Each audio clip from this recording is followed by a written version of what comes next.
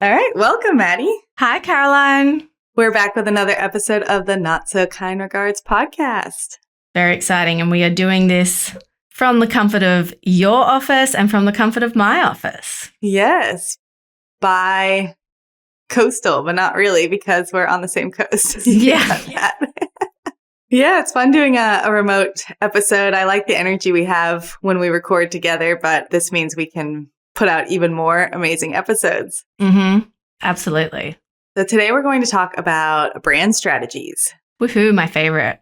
I know people have so many questions about building a brand. It's probably the first thing they think about when they want to start a business, would you say? Is what is my brand going to look like, feel like, sound like? Yeah, I would say logo comes to mind first. So it's what are those visuals of the brand that people start to think about first?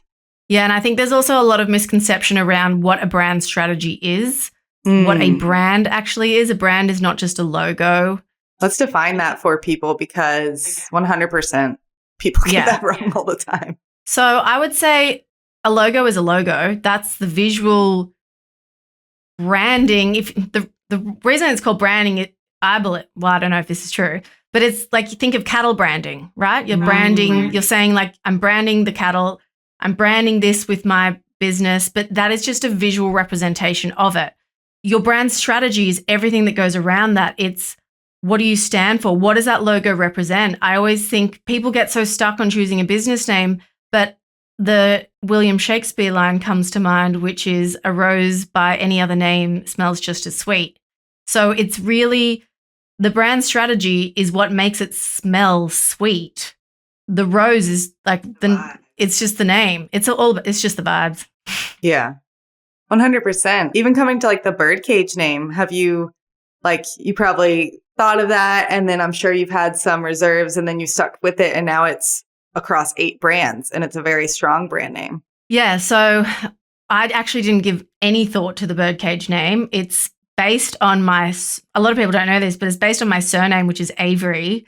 But where I actually got it from was when I wasn't even married yet to my husband, because it's my married name. When I wasn't even married yet, my now father-in-law, his email address was birdcage at like iPrimus or something like that. And I thought to myself, if I ever start an agency, which I knew I would, when I start an agency, I'm going to call it Birdcage Marketing. And then I was doing some side hustle work when I was working in agency in Sydney just for some friends and I had to register a business name. And so Birdcage Marketing it was. Then when I registered that name for a few years, did not much with it. Then when I relocated to Mackay and I was like hating life and hating the agency work up here because it was Mackay time, not my vibes. Then I was like, oh, well, I guess I'll just start working for myself. And that was my business name that I had and we rolled with it. Since that time, I've definitely been like, oh, I wish I had a cooler business name like Casa della Sol or something. I don't know, something cool like that or Studio. Since that time, it's really, we didn't rebrand because it's an ordeal, but it's really, it's more, I'm really proud of it now because it's really more about what it represents, all the brand strategy behind it, what it can do for people, what all of those things. Exactly. So it's now less about those physical words and more about the vibes and the personality and the values and the mission that everyone has bought into and everybody knows now as well. And you wouldn't change it now because it's a very well-known brand. Yeah. And all of those were intentional. The values that people see from us, the feelings that people get when they hear our name or when they see any of our logos or interact with any of our brands, that is all completely intentional and has been strategized through our brand strategy process that we do for our clients and that we teach in the school. So where do you think people need to start even before they start thinking about their logo or their brand visuals? Like what is that first piece of the strategy that we teach that can't be overlooked? It always bothers me when people come to us and go, I don't have a strategy. I don't know who my audience is, but I already have a logo. I think to myself, how did you design the logo? Obviously, you simply designed it because you thought it looked cool. Sometimes it works out okay because you are your target audience. Sometimes.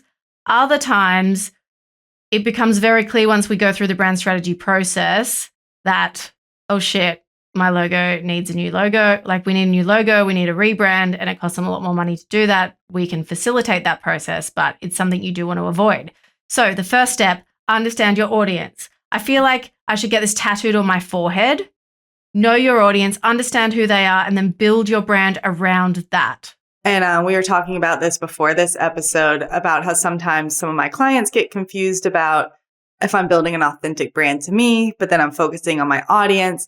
How do those two things meet and still feel authentic? And what would you say to that?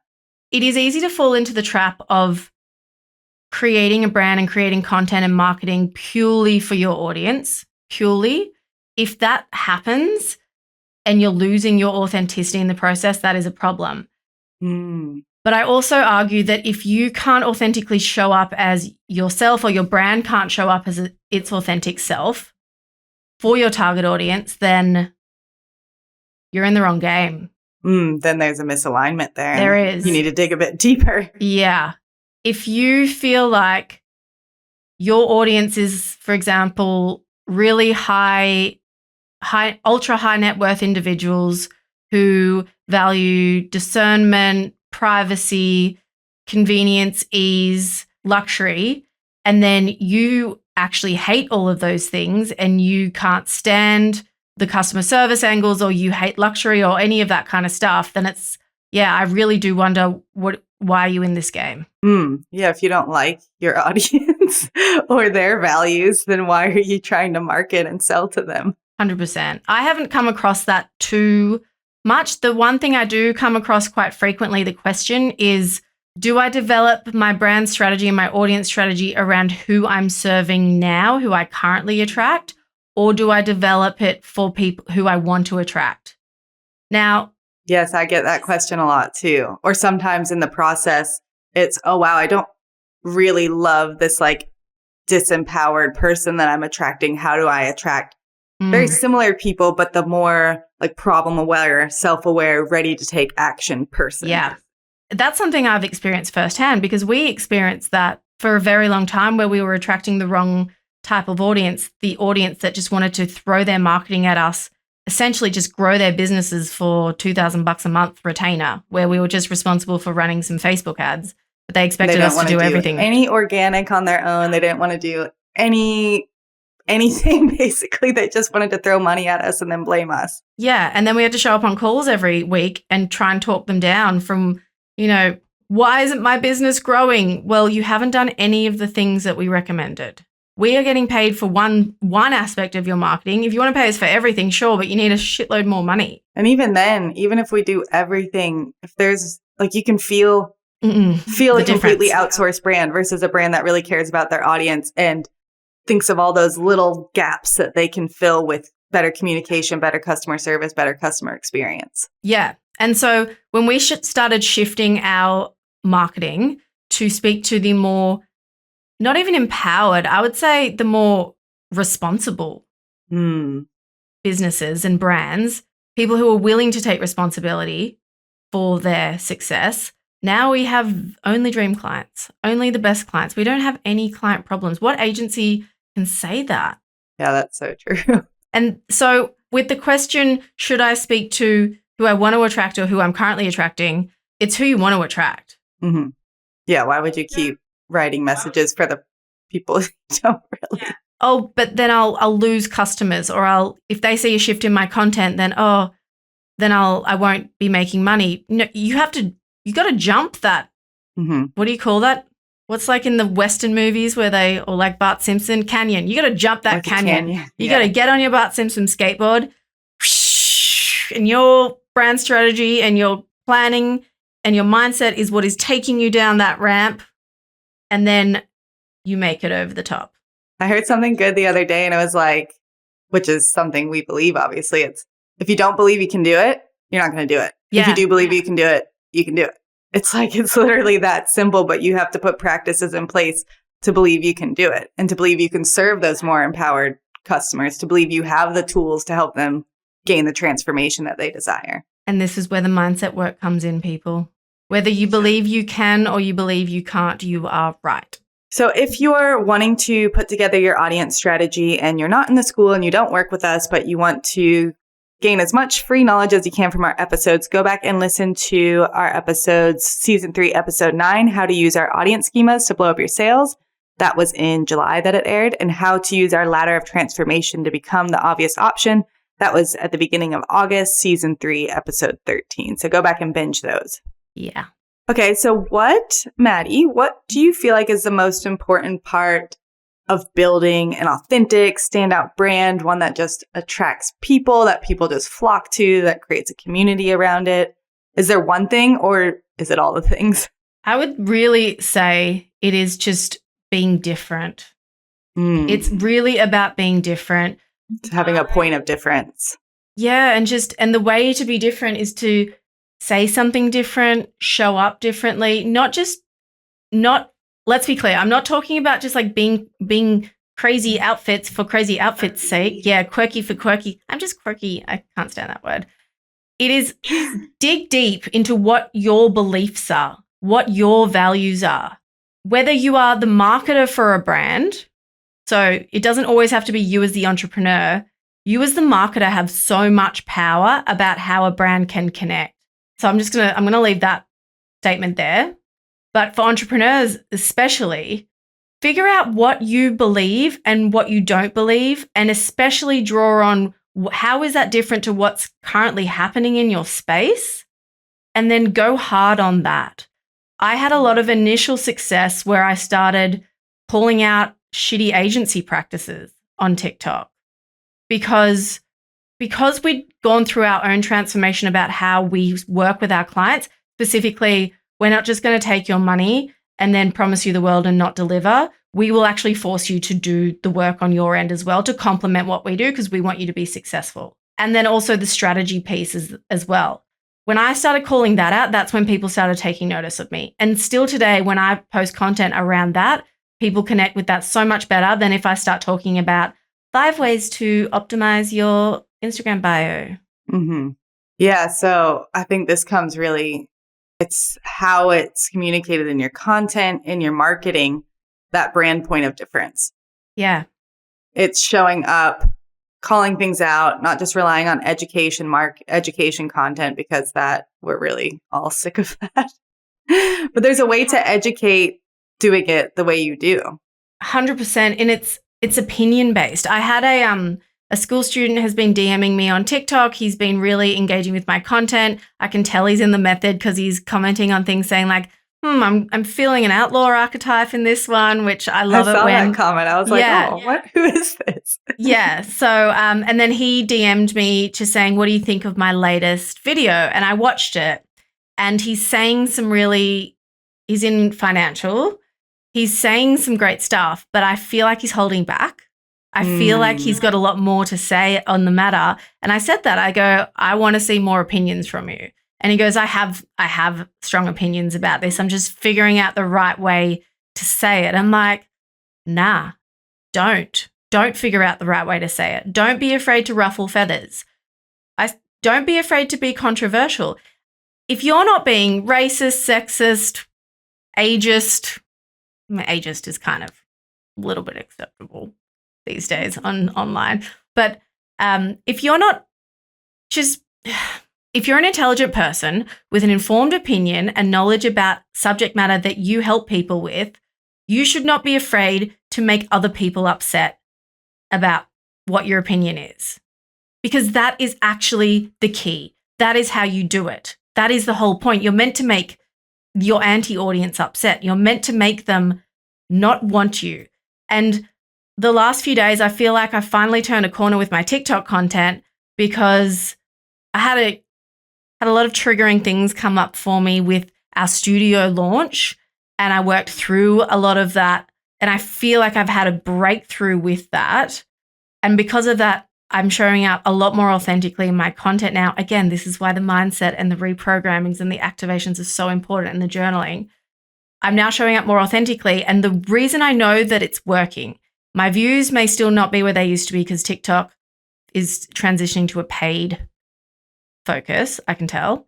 But I can tell I'm connecting because I've had probably 3 people viciously attack me in my comments. And I love it and I celebrate it. And I called Max, our content strategist, and I was like, woo, we're back. We made it. We're doing it. So I've got one person was basically saying, because I believe that everybody has the power to transform their life. And obviously it is a little bit difficult because I am a white person living in Australia. So there is an element of privilege that I will not deny. But in saying that, I've heard so many stories from people in really poor countries, in really shitty situations, that have used the power of their mind to get themselves into a better place. So someone basically said, you're speaking from a position of privilege. Not everyone has the power to change their life. And I disagree with, what's that word? Vehemently? Vehemently disagree with that so much. And it shows me exactly the victim mentality that is going on in that person's head. But I'm glad they left that comment because I'm ruffling feathers. The other one was with regards to when I basically was talking about this made-up person, Janine, who whinges that she launched a website and no one's come to the website. And I say, you're not owed sales. And this comment was like, I would never work with you. And then I responded and said, well, good. I don't want you to. I wouldn't let you work with me. And then she called me a mean girl. But then someone else in the comments backed me up saying, Maddy is a breath of fresh air, especially in the agency space, a breath of fresh air with her directness, but also the fact that you can tell that she cares so much. And I think that's what it is. It's like if you're a professional, whether you're an e-commerce brand, whatever the fuck, whether you're on OnlyFans, I don't care. But if you are a professional in what you do and you are knowledgeable, informed, and you see and you're calling out behaviors or you're sharing opinions that not everyone agrees with, but the reason you're doing it is because your intention is to help people, then go for your fucking life. Yeah, I love that. It reminded me of a conversation I had earlier this week with one of my clients, and she's an entrepreneur. She works by herself. I believe we might have even been talking about your content and how it attracted her into the agency. But she's like, it's just so hard. Oh, yeah. So she was naming the people around her. So family, friends, other entrepreneurs who are all yes people. And because other entrepreneurs, friends want to support you. They don't want to call you out because they need that hype person when they go through hard times. Family doesn't really know what you're doing. So they'll just say, yep, that's a great idea, sweetie. So you need other people in your life who are going to tell you the truth, who aren't just going to be like, yep, cool, great idea, even though and then turn around and go, oh, that's not a great idea, but I don't want to say anything. And it's like, if you can create customers who want that as well, and, you know, depending on where you sit in the market, what you offer, I think that's a really, really powerful tool. And like you've said in the past, is when you stopped beating around the bush and started being honest, that's when like everything changed in your life. I think you called it like when I started being bitchy. Everything changed in my life for the better. Even my personal conversations, you know, like with my direct family, where in the past I might previously have bitten my tongue on certain topics because I just didn't want to go into that. I just went into it, making it very clear that my intention was to support them and be, you know, even with Max's move to New Zealand, I told her many, many times my thoughts on the matter and sharing it from the place that I'm scared for you. I think this is a really tough thing that you're doing. My advice would be to stay in Mackay. Obviously, I have my own motivations behind that as well. But I said that to her. I said all of those things to her. I have not withheld anything that I feel about what her life choices have been as my baby sister. I've come out and said all of that. And yet, because she knows that my intentions behind that was to help her, she took it all on board. She still made her own decisions, but we have a better relationship than ever because I've been able to show up honestly and directly with her. And it's the same with a lot of the people that work in the agency. I mean, everyone, but I also have really close personal relationships with a number of staff, specifically Maria, for example, who our boys are best friends. And so there's a lot of things that come along with that as well. You know, our families hang out together, and we basically have this policy where I'm not going to offer to be polite for things. I'm not going to say to you, hey, I invited them over for lunch the other day and she just was like, no, thanks, not today. Like, great. We don't play pretend. I don't know. I think it's the Germanness that's coming out in me that I'm actually embracing, because it was something that I tried to really downplay for a long time and it really sat in my shadow for a long time. We've transitioned into a therapy session, haven't we? I know. It's interesting though. Yeah, it was definitely, I always had comments from especially people in high school like, oh, it's just, you just say things that offend people sometimes, Maddie.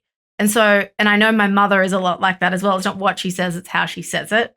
And it really rubs people up the wrong way because it's like, I know you're right, but like, it just really annoyed me how you said that. And so I really put that aspect of myself in my shadow for a long time, but since I embraced that. And this is, again, people are wondering, why are we teaching mindset manifestation shit when we're a marketing agency? It's because you can't do one without the other. And if you've done a brand strategy in the past and it hasn't worked for you, I guarantee you it's because it's been superficial words on a page. And it's some kind of limiting belief that's popping up that's keeping you from. It is. It's like if you've written that your brand values are like inclusiveness, happiness, that kind of things, positivity. If you've written that because you think, oh, that's what people want to see from me, but then you're actually an undercover sarcastic little bitch, then it's not going to fly. It's not going to work for you. And I want you to embrace the fact that you're a sarcastic little bitch and get on social media and be that person. So think about the words little bitch put together and make me giggle. Sarcastic little bitch. I think about particular friends though, or even Jess, for example, our creative director, people who don't know her as well as we do, they think, oh, she's just the kindest, most loving, generous, wonderful person. And she is all of those things. But she's also can be grumpy and stubborn. And so she's a human being. She's absolutely a human being, but I actually love that strength behind her. And that's part of why I love her. I love her for the fact that she doesn't like taking shit. And she gets pissed off with people that don't hold themselves to a good standard. And it's like, with her, I know she's starting her content journey. And with that, I really want to foster with her for her to step into that and own that part of her where she is generous and kind and loving and this wonderful spiritual woman, but she is also someone with strong boundaries and has the right to be that. This even is reminding me of a previous episode we did with the business coach, Jess Williamson. And whether it was in our interview or in her book, she was just talking about that like good girl syndrome and how so many of us grow up with that and how it's like so detrimental for us to experience big wins or go after big things or be ambitious. And this all comes back to your brand because we really speak to small businesses. And even if you're not a small business, we work with some big corporations. They're still coming to us to go, how can we build personal brands around this corporation? Because they know it's people that drive this. Absolutely. And just a note on that, something that we actually haven't spoken about a lot in our content, but I think we should be, it's the fact that when I first started this agency almost 10 years ago, I started it because I wanted to help small businesses with smaller budgets achieve their goals. I worked in an agency, it was only small, but we worked with big budgets, big brands. I had a heap of side hustles myself, and I couldn't find anyone who could help me. I was specifically looking for PR agencies, but there was also no marketing agencies. So I'm like, I'm going to help people like me with smaller budgets, right? Small businesses used to be on the back foot. We used to have to try and be more inventive to figure out how to get our name and get our brands out there without the big budgets that big brands have. Social media, as it is consumed today, has completely flipped that on its head, and it's actually small businesses who are more agile, who can show up as a personal brand and who can relate to other individuals on the internet that are in the driver's seat, and it's the big businesses that are trying to figure out how to do the same.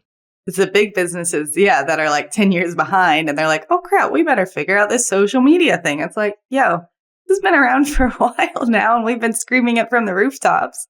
But not just that. It's like they can't pivot as quickly. They can't see the breakdancing trend, the breakdancer ray gun. They can't see that and go and create a video that day unless they have a progressive approvals process that values agileness and responsiveness.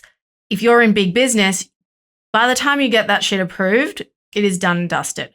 Not just that, but I know working with council, for example, working with government, they can't have a face of their brand online. The face of the brand is their constituents. Yeah, they can't have someone who can represent the brand, right? They're not allowed to. And so we had to work very hard with strategic angles to figure out how do we go around this, because we now have to do it the hard way. Whereas if you are a small business, a medium business, even a big, look at Duolingo. I use that example all the time. They figured it out by putting a mascot. That became the face of the brand. But they also obviously have an approvals, a marketing department, a leadership team that allows creativity, allows very fast content production, isn't afraid to make mistakes, because that's what happens when you work with speed.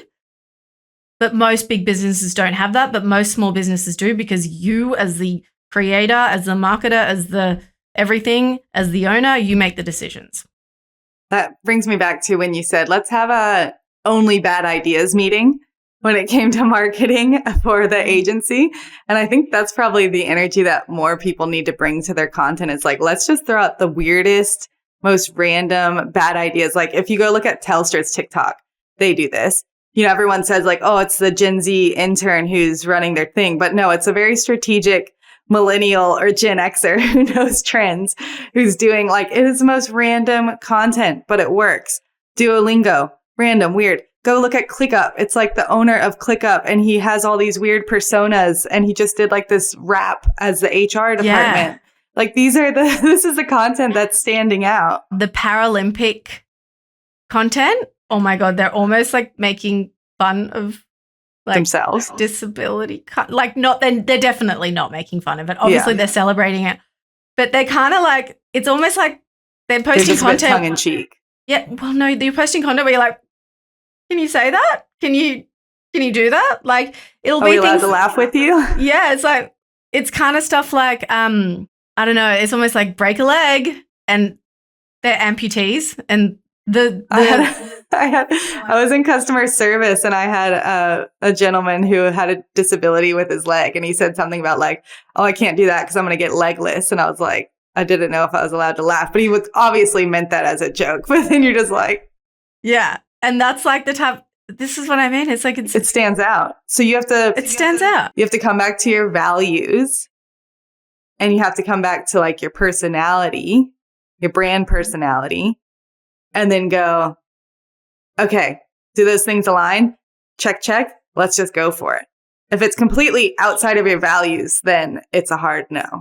Do you know what? I feel like, so for the mindset in the school, I want to be adding more stuff to more training, more activations to it. I think it's the time now. I think people are starting to take what I'm saying on board, and we're ready for next steps. I would almost argue, I feel like I want to do a workshop in there that is about uncovering your shadow, uncovering the aspects of your personality that you have denied because you were told it was not safe to be that person or to do those things because for whatever reason, society, friends, family told you not to do it. But because often I would say the secret to your success with your brand, with your marketing, probably lies in your shadow that you've been denying yourself. I would really like to do that training after you deliver it, because I know there's things. I'm like very self-aware of my shadow, but I don't really know how to work on them. Okay. Writing it down. It's going to happen. Maybe we'll have to do an episode on this soon. Absolutely. You can do a bit of a therapy session on me. Because I remember when you were doing some mentoring with me for my personal brand and content, and the advice you always gave me, which I still keep, is if it feels like cringy or you don't want to post it, that means you definitely need to post it. It's all those things that scare you. That's the edge of where the like success is. That's outside your comfort zone. And that's the thing with this big studio launch party we had. That was the first party that I've thrown since I had a housewarming back in Sydney over 10 years ago and no one showed up. And was one of the, well, not no one, but a lot of people didn't. There was only a very small handful of a big group of people that we invited. And that was after me going from having a really big social group and being a popular gal to then me shifting in my life where I got married. I bought my second house. We were renovating, all of those things that were just obviously not on the same page as a lot of the friends we grew up with. And that was the catalyst for us to then basically move. That was kind of the last straw where I was like, let's do something else. Let's go somewhere else. So it's just out of jealousy. They were like, nah. Well, I don't know if it was jealousy. I don't want to necessarily say that, but I think it was just, people were still focusing on getting fucked up every weekend. And yeah, we were renovating a house. Side tangent, but this happened to me when I went from public school to private school. And I went to have a birthday party where I invited my new friends and my old friends. And one of my old friends decided that she was going to have a party that same weekend. And so all my old friends, and so that was the straw of like, okay, this is my new group. I'm like, my dad kind of told me, and I was like, no, it's not jealousy. It's not this, not that. He's just like, okay, you can take it or leave it. But yeah. And it's just like, okay, well, if that's how you want to act, then we don't need to keep this relationship anymore. And all my new friends were like so supportive because I was like embarrassed, and they were so supportive, and they're like, oh, we're your friends now. Like, and they're still my friends today. What? I'm 34. I've been friends since high school.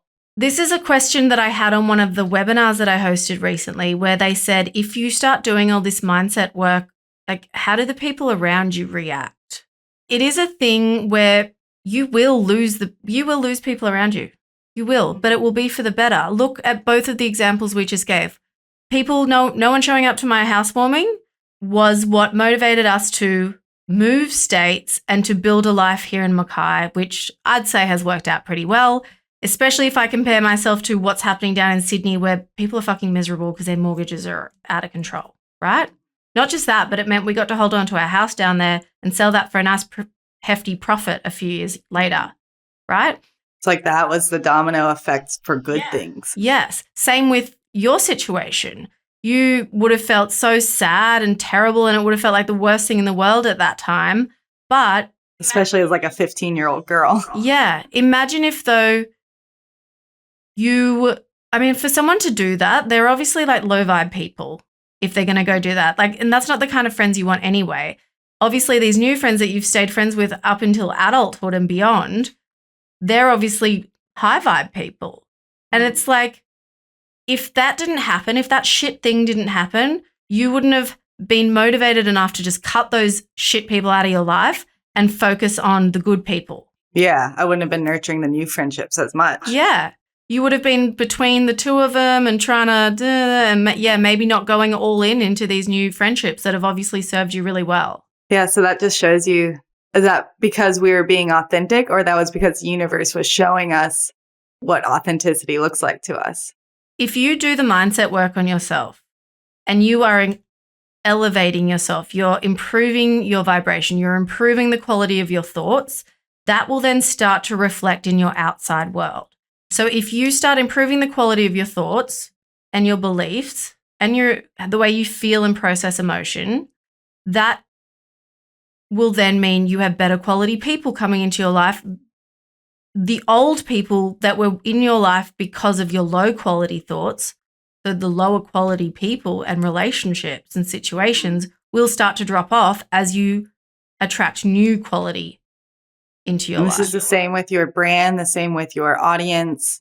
You have to take that leap of faith to be the right magnet, the right frequency to attract the right people. Absolutely. And if you think about it, it's back to, who do I want to attract? The audience I've got or the audience that I want? And it's about leaping the canyon.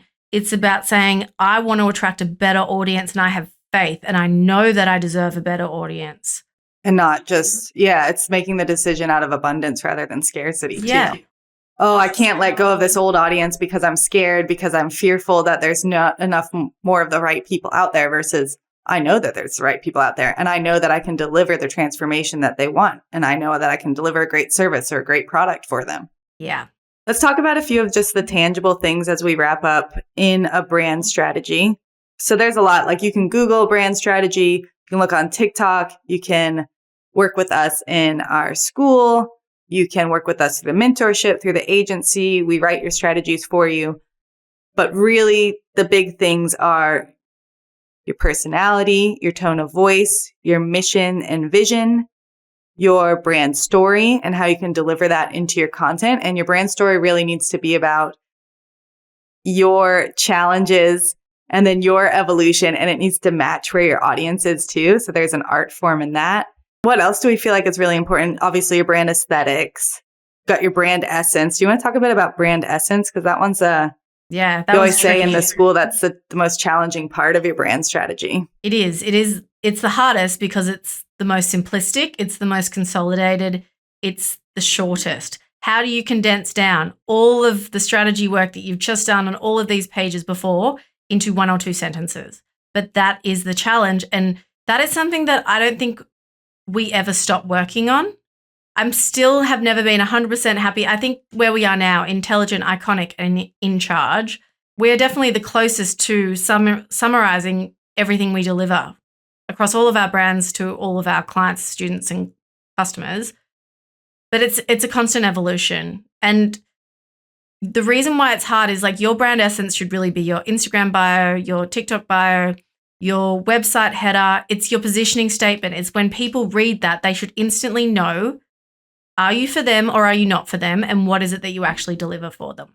Yeah. So trying to nail that is challenging, but that's why it helps to work with experts to do it. It is really, really hard. And this is where you can use AI tools like ChatGPT.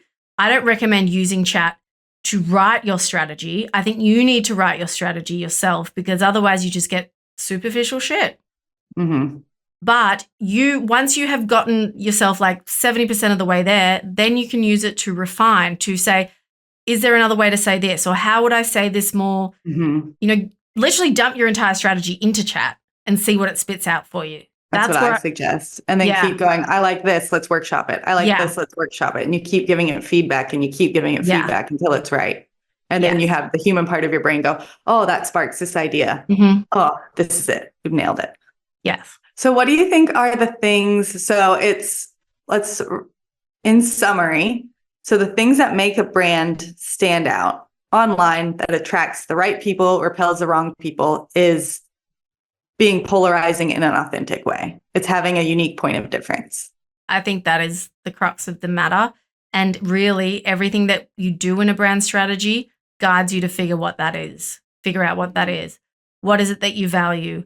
What is the brand personality behind it? What are you trying to actually do and achieve? And then it's really, using that mindset piece as well and having your vision board or having your life strategy, which is a whole nother episode, but drawing on that to influence the most authentic version of your brand.